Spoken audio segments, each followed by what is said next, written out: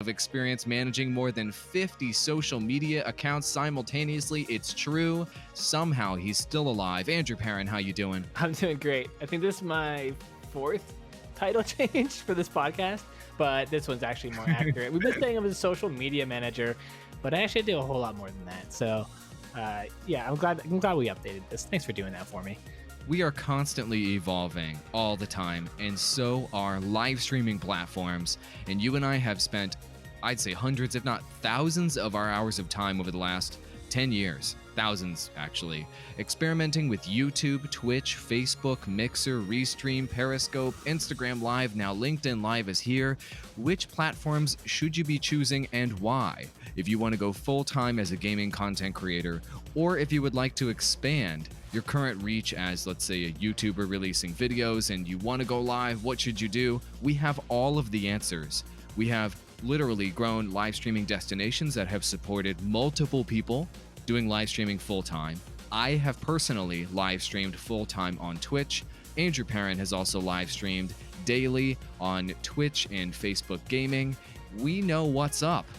You ready? Let's go. Starting with YouTube. YouTube is a tricky one, Mr. Perrin. You and I have had some fun adventures with YouTube. It's been an up and down road. I'll let you get started with your thoughts on YouTube and live, and then I'll kick in right after you. I mean, for me, it's pretty clear on YouTube in terms of, well, YouTube gaming is dead now. So, I mean, the app's dead. Their whole push for that whole section of their platform is dead. And as you and I have found while working with the algorithm in YouTube and kind of evolving our strategy to evolve with that algorithm, we found that if sometimes when you live stream, you can completely kill your channel, which is an extremely huge risk to take, especially for a gaming creator. If you've already built up, normally for gaming creators, I feel like the go-to platform is YouTube. And if you've already built something up and you're like, well, I want to start doing live here now, you take a huge risk if you don't do it right. And even if you do it right, it's probably still a big risk. For YouTube and for gaming streamers, for me, like I avoid YouTube unless I don't have a channel, a VOD channel strategy there. Like for me right now, I don't. So for me, it's very easy to add YouTube as one of my Restream destinations, which we'll get to that a little bit later. And it's fine because I'm not going to break any content strategy that I have going there. But you're always the most up to date with YouTube and the algorithm and things that are going on. So I'd like to hear from you too on whether that has changed, because I know that was our previous conclusion. And I know we were talking about that a little bit in the past, about how live streaming can and might break your VOD strategy. Is that still true? Yeah, it's important that everybody has a little bit of history on YouTube gaming. So Perrin was there with me as well. As we were growing TGN Squadron, we wanted to be on the cutting edge of this new initiative, YouTube gaming, that was rolling out about 4 years ago.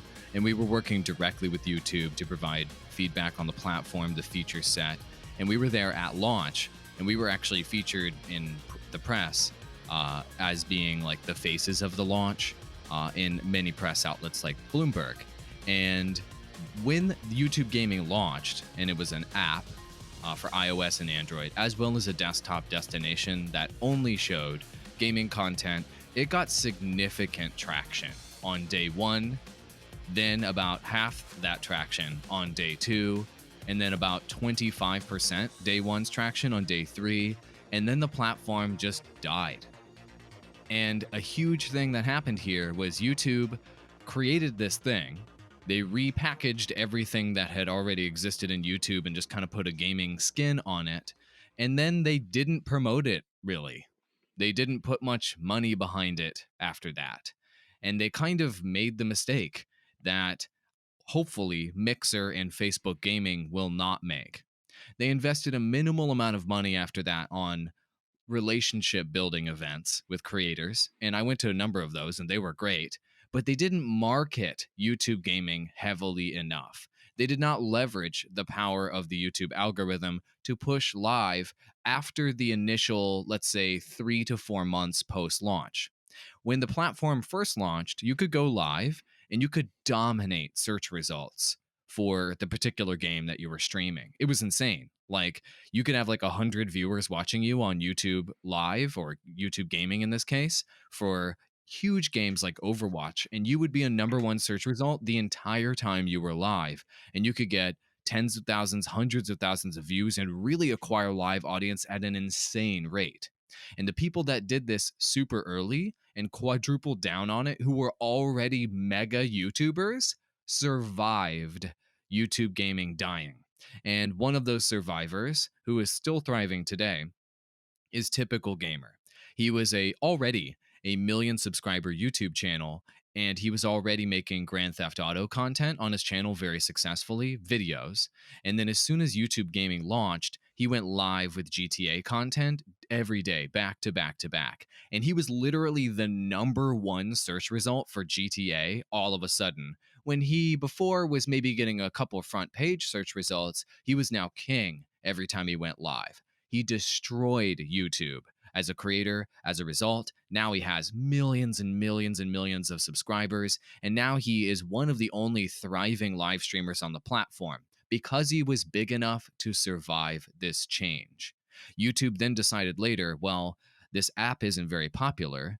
This desktop version of YouTube that's gaming only isn't very popular. I guess because it's not popular and it's not generating longer watch time than YouTube Core, we're going to shut it down. And that's exactly what they did. And so what they went ahead and did is they did like a PR push and a PR spin to say, we've got a new gaming destination. Parent and I have been poking fun at this for a while. We've got a new one. Just go to youtube.com/gaming. And guys, youtube.com/gaming doesn't do anything. It's just a Nobody's YouTube channel, right? Like it's not even like they took off all the apps, and youtube.com/gaming is essentially just their own YouTube gaming channel. it's not even a channel. It's like it's like a half of what is a channel, and it's like a customized channel, I guess you could say, that has games on it and quote unquote features creators, and they have this creators on the rise sort of feature there, which does nothing. And it's just a PR play to say, look, guys, we still care about gaming. We still have a gaming destination. We're not completely eliminating it from our platform, but it's more for show than anything else. So now that you know that story, entering YouTube today or thinking about going live today, do you really want to invest your time and your energy into YouTube in terms of live content? If live was really working out for YouTube in terms of increasing average view durations, increasing watch time, and thusly increasing the amount of money that they can make off of advertising from that live content, do you think YouTube really would have shut down the YouTube gaming app and YouTube gaming as an initiative? Of course not. They would have doubled down on it, tripled down on it, built it out even further, advertised it even further, had YouTube gaming at all the cons, etc., but they didn't. And so if the platform is not behind the initiative, then you shouldn't be behind the initiative because you're entirely dependent on the platform to gain audience and to grow. So that's the gist of how you should think about YouTube and YouTube Live right now. But parent, YouTube gaming obviously isn't working from a live standpoint. And some people are live there, guys, and some people are growing from live, but it's few and far between. Should gaming creators abandon YouTube, parent? Is that what we're trying to say here? No, I mean, of course not. I mean, in terms of live strategy, I think you got to look at that very carefully. Should you 100% not do a live strategy? I don't think that's what we're saying here. I just think that you're not the odds are kind of stacked against you potentially if you're going to go that route, or maybe it's not the best route for you, so you have to kind of assess what type of gaming content creator you want to be. But if you're a normal YouTuber, a normal gaming content creator on YouTube, obviously YouTube is fine. Obviously there's still great ways to grow on it, and there's lots of creators still becoming successful for the platform. But when we look at live specifically, there may be some better options out there than YouTube, which would naturally lead us then to look at Twitch. Twitch is obviously the next platform, and the most common platform that people think of when they think of gaming and live streaming. And it has grown massively over the years. There are so many features. There's tons of successful creators on it, and there's always new ones popping up. It's very inspiring as a creator to see that happen. And I remember back in the day, I remember Twitch in its beginning, And I remember it growing and booming and how inspiring it was to see, like, hey, you can play video games and live stream it and become insanely successful on Twitch. And it has been that over time, and creators continue to be successful, but it's not easy because the content is oversaturated with people trying to do this now. There's so many people trying to catch this wave still. There's so many gamers who want to be successful live streamers still. And as much as I love the Twitch platform, for smaller creators coming into Twitch, especially if you're just starting in the beginning, it's going to be a really, really long journey for you. I have been on the Twitch subreddit for years. I read like almost every story there of small creators, and some are on the platform for 2 years before they even get like 1 to 2 concurrent viewers. That maybe speaks more to their strategy than maybe to the platform, but essentially you have a lot of people investing a lot of content time into it. On Twitch you have to stream for a lot of hours to be successful. You have to sink a lot of hours into it, and so you have this notion where you have a lot of new creators who want to be successful. They sink tons, hundreds and hundreds of hours into it and don't grow at all. It's tough. It's a very, very competitive environment because the platform is so successful. I'd be interested to know because I've had some success with Twitch in the past. I've gotten to a point where I've had 1,000 concurrents on there before, and I haven't really been focused on it recently, but I know how to do it. I've been there before, but I'd be interested to see, Awall, your take on Twitch and where it's at now. Because my thought is coming into it as a new creator, not the best idea.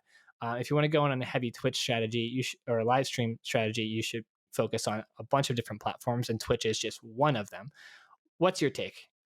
I mean, I've also been there with you too. When I was full time doing it, I had about 250 concurrents on average.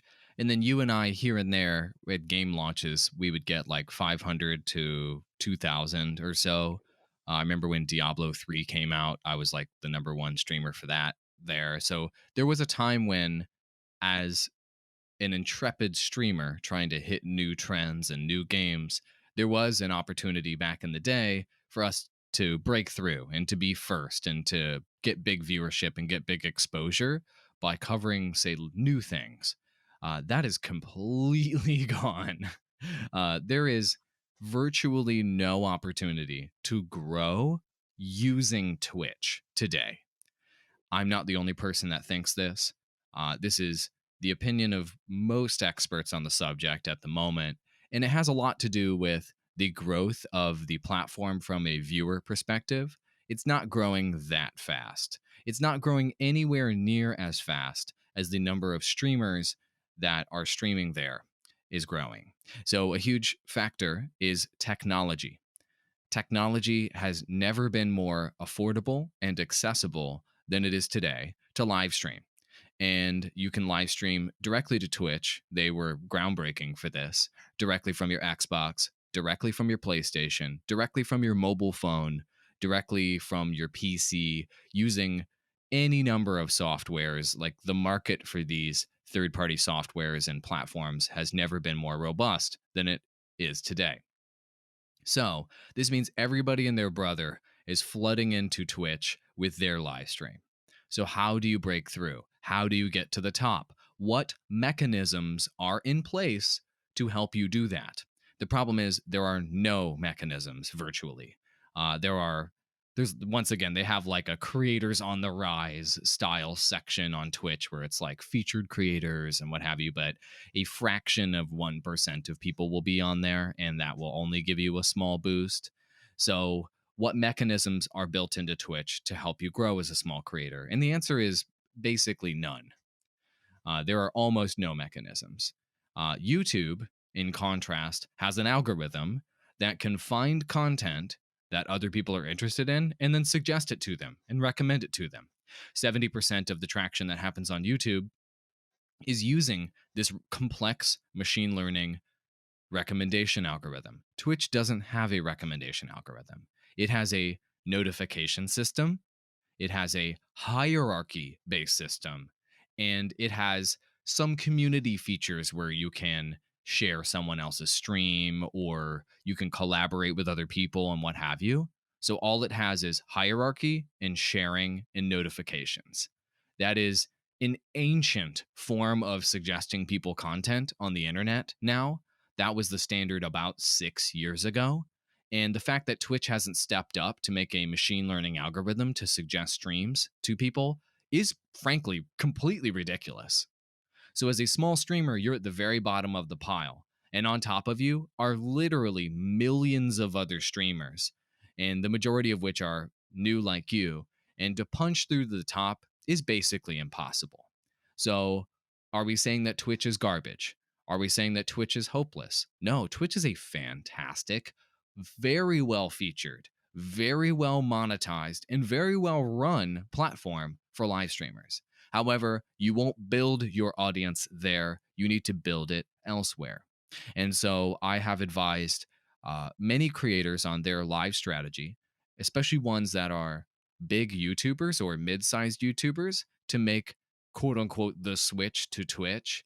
It's not a switch as in abandon YouTube and go to Twitch. It's a switch as in switch going live on YouTube and going live on Twitch instead. And if you already have an audience on YouTube from your video content, which is what actually grows your channel on YouTube, not live content, video content does, then you can tell people that you're live every Wednesday, Friday, and whatever on Twitch, and they'll come watch you there. If you can get that jump start on Twitch, if you can get that 50, 100, couple hundred, or 1,000 people to come watch you regularly on Twitch by pushing your YouTube audience over to Twitch, that can be massively successful. I have advised a mid-sized creator that did this successfully, and they're making thousands of dollars in extra income per month after pushing their YouTube audience to Twitch and continuing to make videos on YouTube. And I also advised a much larger creator that's approaching about 1 million followers across all their avenues to do so with pushing their YouTube audience to Twitch, and they're making many, many, many thousands more than that on Twitch through subscriptions and donos and what have you, with a relatively low time commitment. So, the strategy that works right now is pushing YouTube audience to Twitch.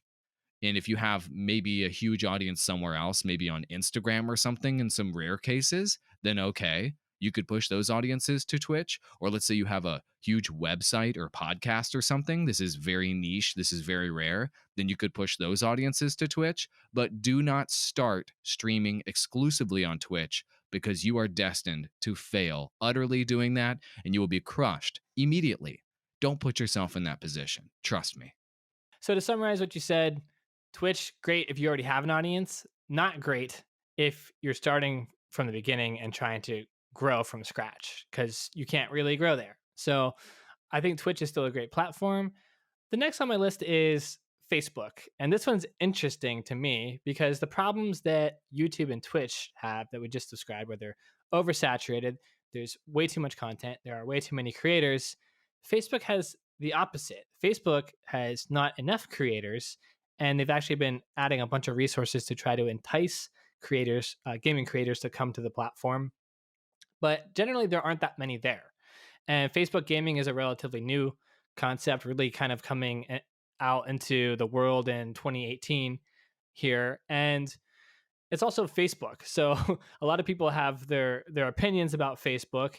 I feel like a lot of gaming creators don't really feel comfortable making gaming content on Facebook, but it is a place where there are views to be had. There is audience to be gained, and there's not a high level of creator competition there. Plus, one of the boons, and we've talked about Facebook gaming a lot on this podcast, but one of the assets you have there is advertising. Instead of trying to grind out content, hoping someone's going to see it, you have the option of throwing a couple bucks on your page, getting an advertisement going, paying to bring people to your brand, to your live stream, in the hopes that maybe they'll convert as someone who attends and watches your live stream every day. And I've actually had quite a bit of success with this when I tested this last year. I was able to utilize advertising, target specific audiences that would like my game. At the time, I was doing For Honor, which wasn't a new game, wasn't like a novel concept. It was a few years old even. And I was able to gather an audience for it using advertising. And I had a lot of users come back every day and watch and even participate and play the game with me. So it's not like you're advertising to get random bot views or getting viewers from a country, from a language that really doesn't understand you or anything like that. If you know what you're doing, you can get real gamers following your content, watching your streams, becoming a part of your community and playing with you. However, some of the pitfalls of Facebook is that, well, it's been a year and a half really that Facebook gaming has been out, and it really doesn't seem to be growing a whole lot. Like some creators are coming there, but not a lot. And the more this happens, the more Facebook has pushes Facebook gaming, and they've sunk a lot of money into trying to make this successful. They have a way bigger push than what YouTube did with YouTube gaming, for sure, because they want to beat you. Facebook really wants to beat YouTube at this, so they're going to throw more resources at it. The problem is that if you don't have a lot of creators coming over and adopting Facebook gaming, Facebook can probably close down the program and start taking the funding somewhere else, just like YouTube did. If it's just not meeting their projected expectations, if it's not meeting Facebook's goals. So it's a bit of a riskier venture. If you're kind of going on Facebook, you're sinking some more money into it that way.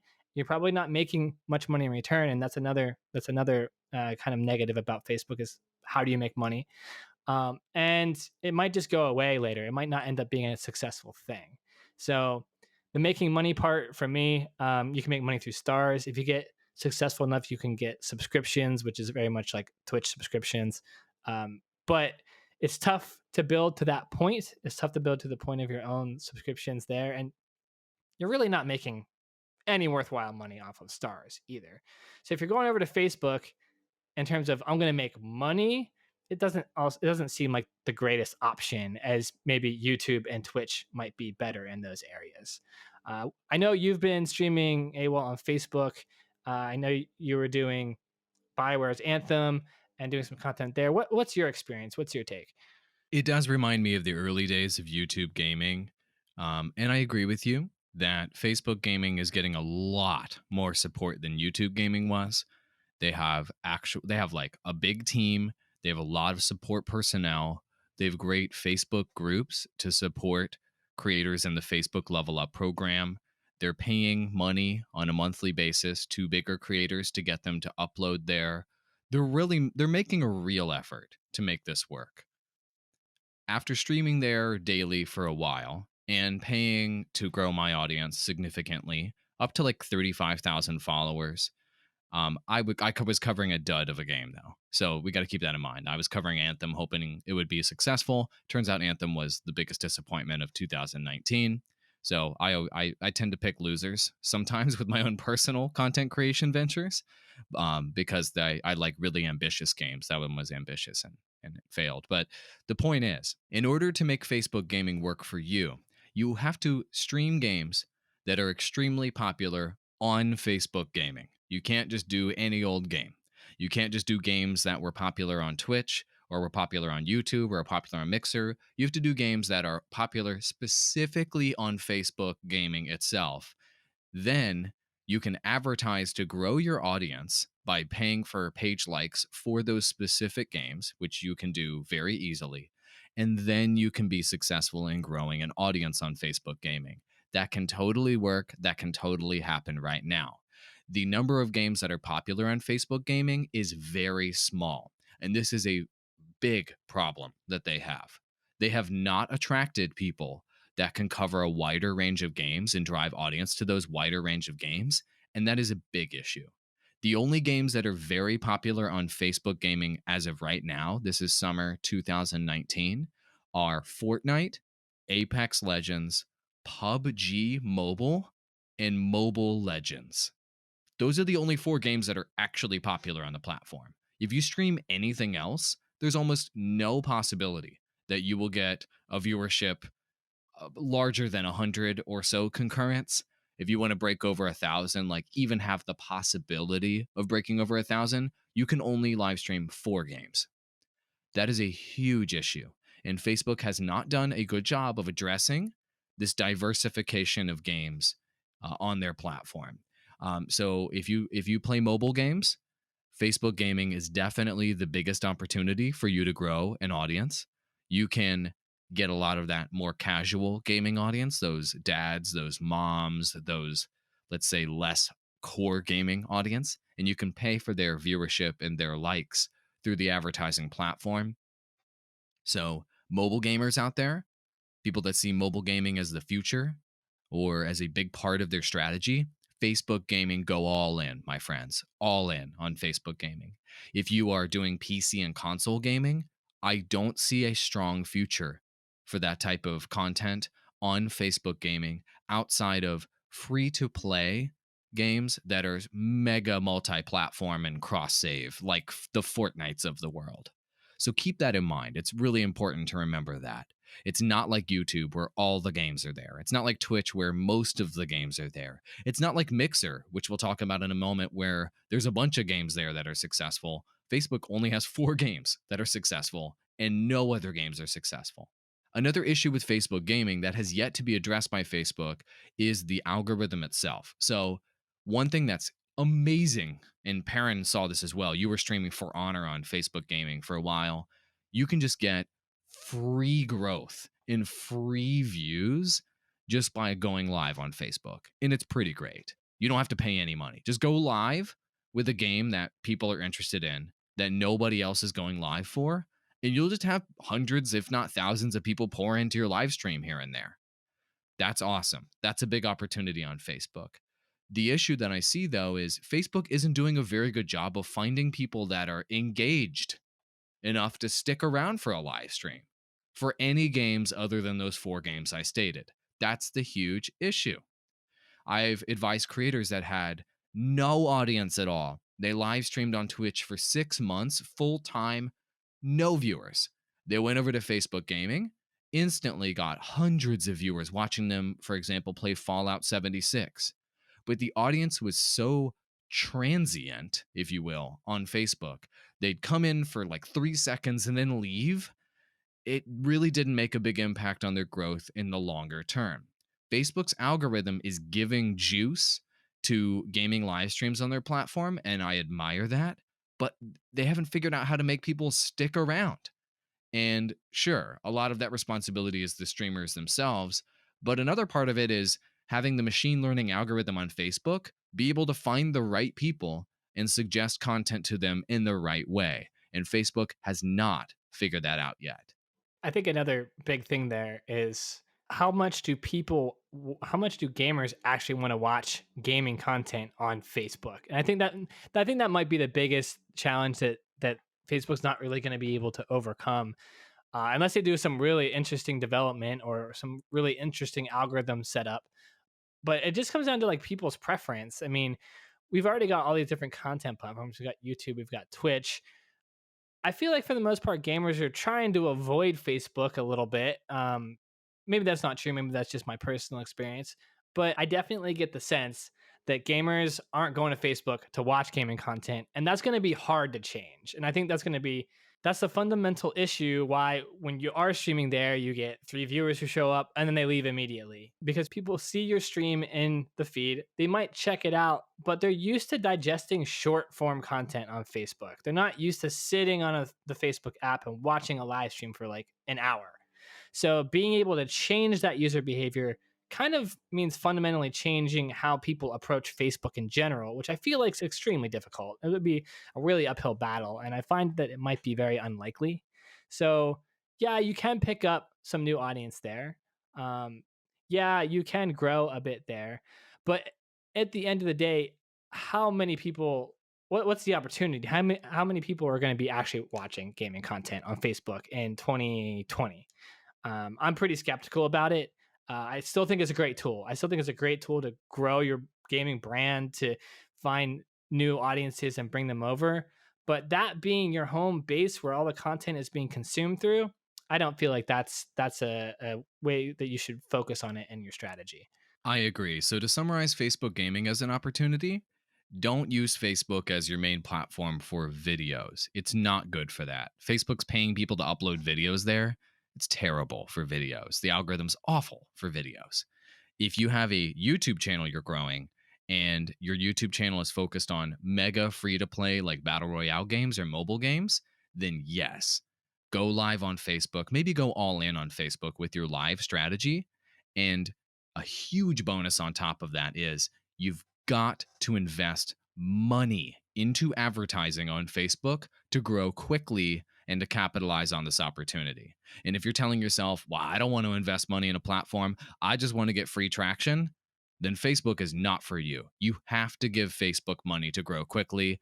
There's a few exceptions out there, like I talked about earlier, covering these top 4 games and going ham and being live all the time. But I'm telling you, Facebook is the only live platform that you can invest money into and you can grow faster. You can't do that on YouTube effectively. You can't do that on Twitch effectively. You can't do that on Mixer, Periscope, Instagram, LinkedIn. Facebook's the only opportunity. If you have money, you could make it happen. We mentioned Mixer a number of times. We need to cover Mixer. Mixer is in that kind of 4th place spot, if you will, 3rd or 4th place spot, kind of back there with Facebook gaming. And Mixer is sort of the redheaded stepchild of the streaming world. But when you actually go to Mixer, it is beautiful. It is well made, and it is backed by Microsoft, one of the biggest players in the gaming industry. So why isn't Mixer blowing up? Why isn't Mixer taking off? It's got Xbox behind it. It's got unlimited money. It's got integrations with Windows, which obviously is the OS that the majority of PC gamers are using. It seems like this would be a huge platform instantly if Microsoft were to unlock a number of the ways that they could drive traffic to it and could bolster its performance. So why is Mixer in this 3rd or 4th place redheaded stepchild type of position in the live streaming market, Perrin?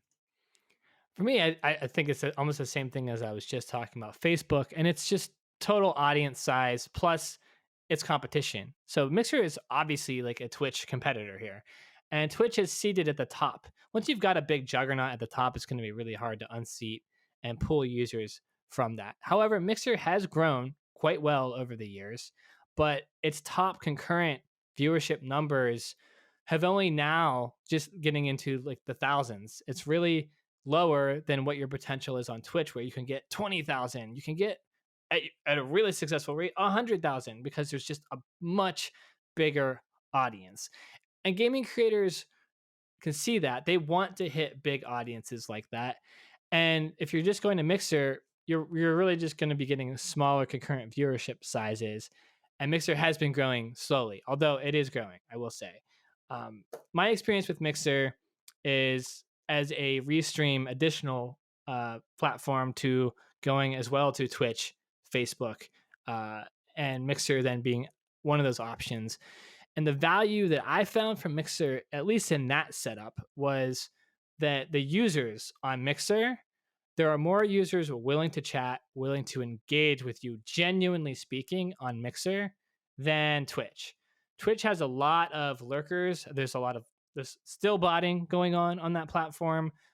There's a lot of audience there that will come in and watch you and won't say a word. Whereas my experience with Mixer is the audience is participatory. Even one person who comes over from Mixer is a lot less likely to be like a lurker and not say anything or engage with you in chat. And I've had a lot of positive experience finding new viewers on Mixer and actually systematically converting them as a member of my community or my gaming community. And Mixer is almost always good for that. As soon as a new user from Mixer would show up on my stream, they were most likely going to become part of my community because they're just more involved on a fundamental level on that platform. And I can't actually point to the reasoning as to why. I never really kind of dug down deep into looking at that. But I liked Mixer for that reason. I like Mixer as an additional solution to your content slate to be picking up new audience. And if you're putting out content there and it continues to grow, it could be a platform that really benefits you in the long run. Could you become successful on there and get thousands of concurrent viewers? I mean, that's the top 1% of the platform, and they're getting maybe 6,000. It's hard to get to the 10,000 concurrence number there. I haven't really seen it very frequently. It's mostly in the thousands range, which is just a lot lower than Twitch. But that doesn't mean you can't get there. I wouldn't make it your primary place to grow because also it's hit or miss. It totally depends on your game that you're streaming. So like I said before, I was doing For Honor content on Facebook. I was restreaming it. Obviously, this game is pretty niche. It's older. There's not a whole lot of like exciting trends about it, realistically, unless they come out with like a new expansion or whatever. But even still, that's a very minor trend. On Mixer, I barely got anybody for that game. Later on, I tried a stream of when Pokemon Let's Go, Eevee, and Pikachu came out. I started streaming that. I got a lot of people on Mixer coming in for that, mostly because I was leveraging the trend a bit. I was a little bit late to the trend, but I was kind of on the tail end of it. And I was able to get a little bit more out of a Mixer audience there while I was leveraging a trend. So I think Mixer will kind of pigeonhole you into specific choices of games. So for those gaming creators who really pick what game they love and don't care about trends and don't care about playing something that's a little bit more popular, I don't think Mixer might be the best for you. But there is some opportunity there if you're looking at leveraging trends. If you're playing some of the things that are popularized, I think you can find some audience there to convert to your brand. That was great insight. I have some other things to share about Mixer as well. So it reminds me of 2013 Twitch and a lot of the same players that you saw in 2013 Twitch earlier days when it was starting to become popular have now moved over to Mixer because they've been stomped out by Fortnite and the more popular titles there. And so I'm talking about music content, in particular Monster Cat is on Mixer and is one of the larger players there, and there's lots of 24/7 music streams there that you can enjoy, and that's a big part of what's keeping viewers on that platform.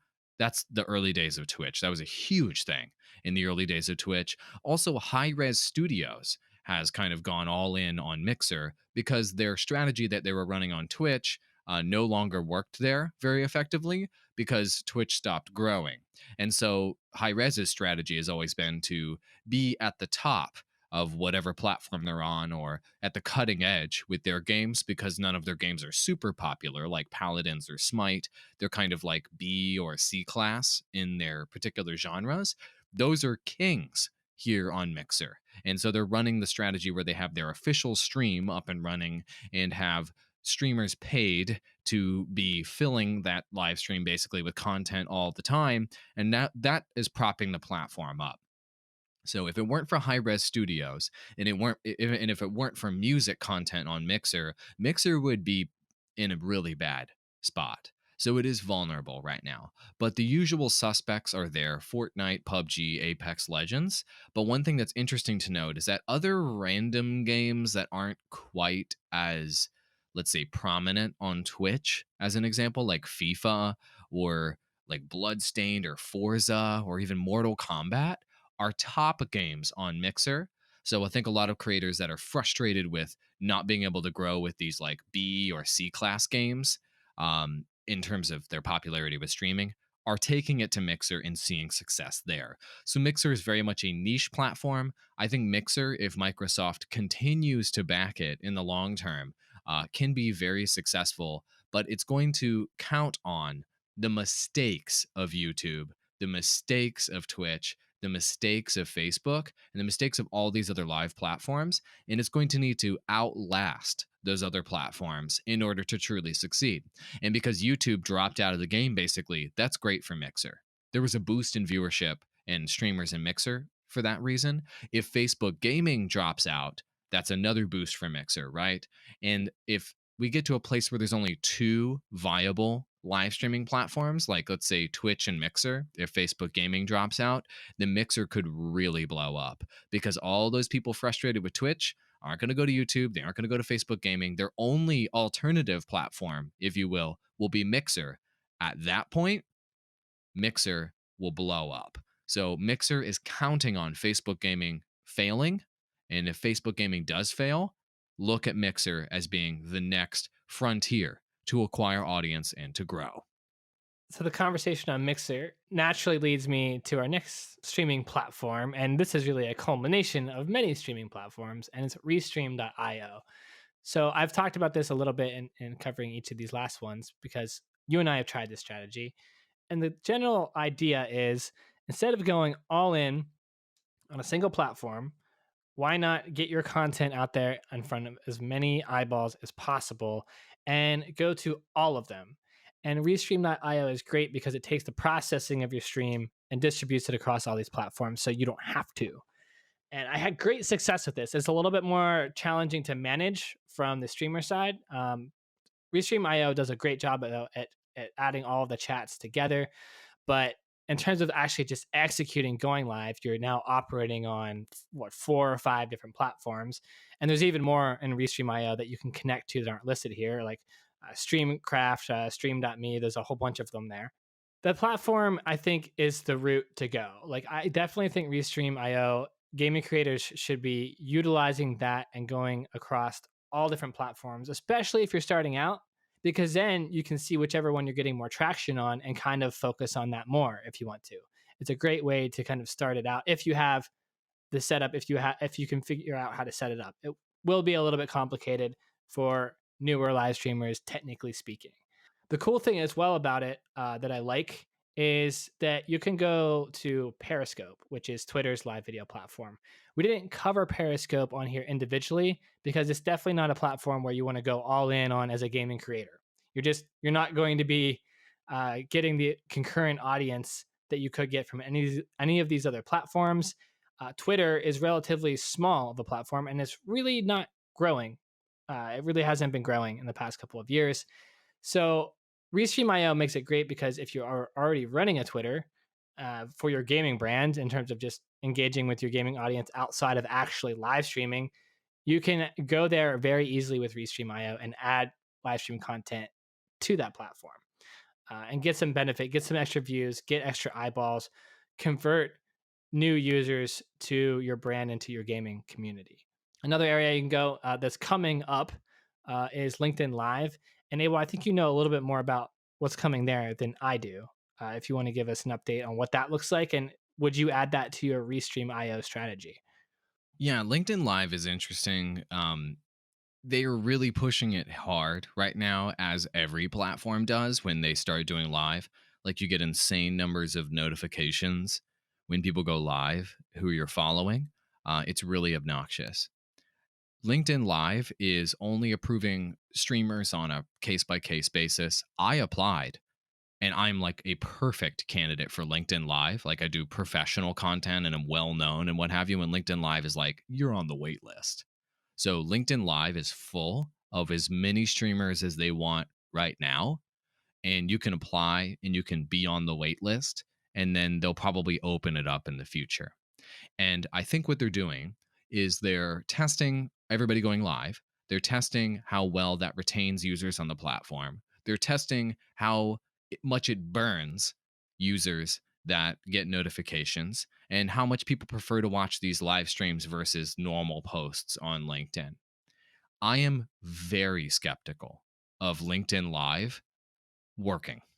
LinkedIn video makes sense because people can look at LinkedIn while they're at work.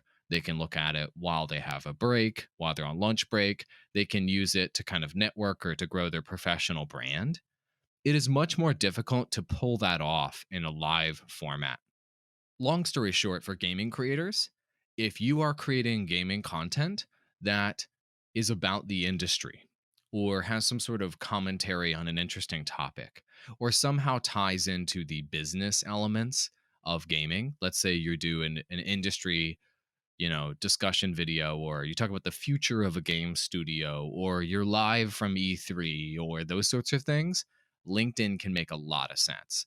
For anybody out there who's into the esports industry in particular, LinkedIn is huge for esports professionals. Like, every esports professional ever is on there talking about the future of esports and stuff. If you want to reach people in the esports community, go live on LinkedIn. You'll get all their attention. They're all hungry to talk to people like them in the industry.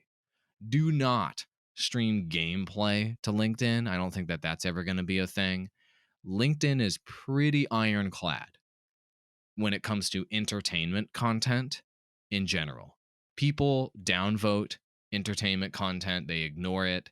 They'll give LinkedIn's algorithm the triggers to let LinkedIn know they don't want entertainment content.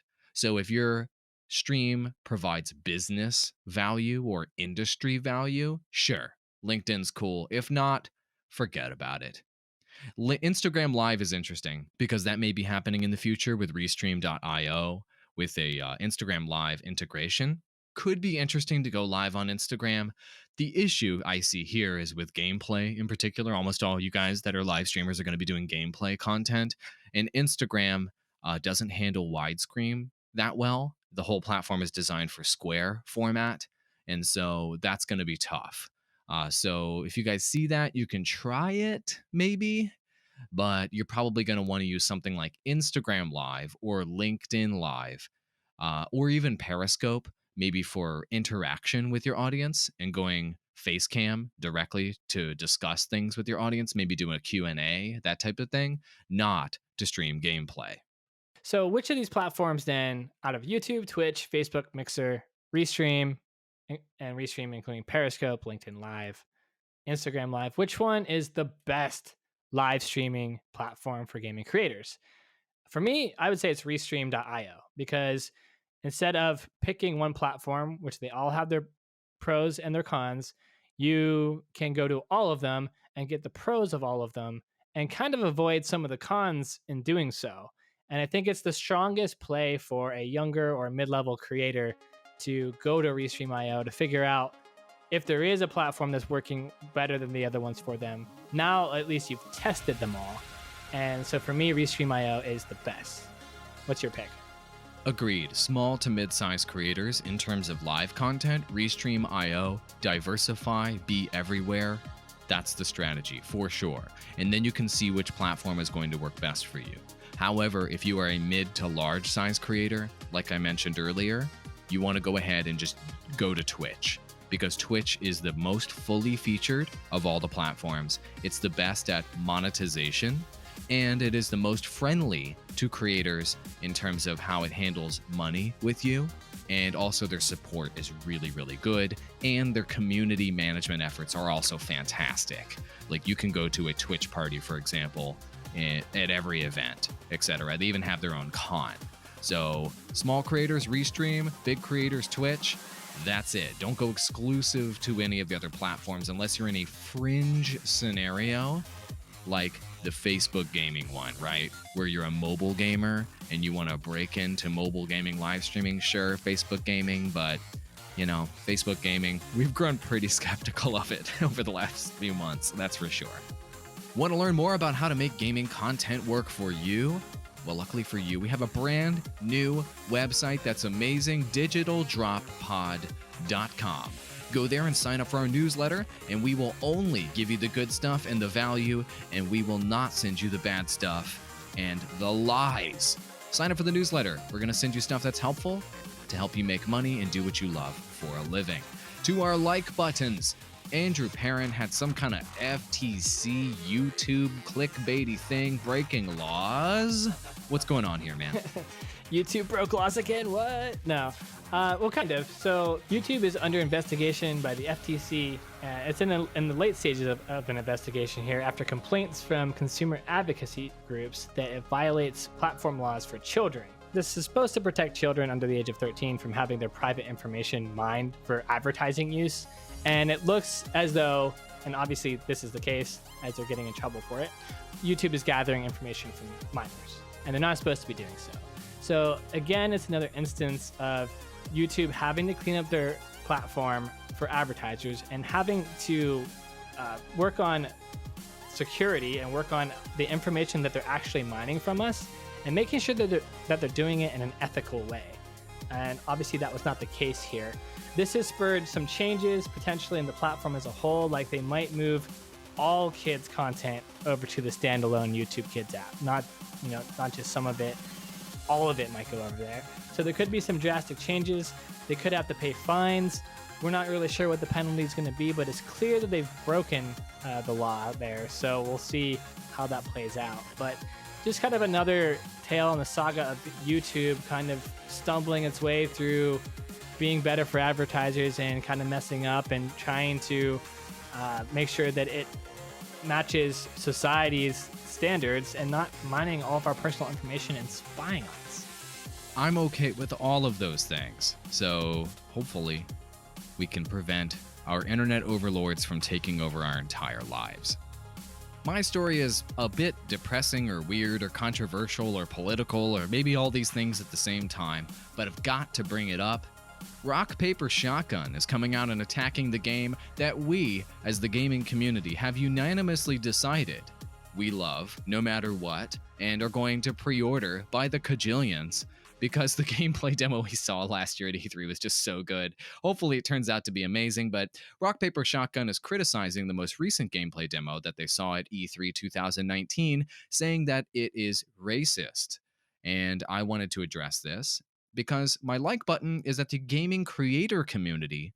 You know how there's gaming creators on YouTube that are like, super negative and every game's terrible and stuff like that. Well, those same creators have come out and defended Cyberpunk 2077 against these pretty insane and wild claims by Rock Paper Shotgun.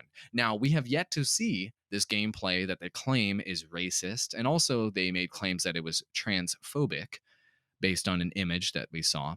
And I wanted to talk about this situation and just give you an overview of what we're looking at here. And I want to maybe bring a little bit of sanity to the situation. So, Rock Paper Shotgun claims that in the most recent Cyberpunk 2077 gameplay demo that we'll see at Gamescom this year, there are scenarios where you, as a white male player in this particular demo, by the way, you can choose any race you want or any gender you want, you walk into a scenario where you're up against a gang called the Animals, which in this demo are primarily black and Haitian.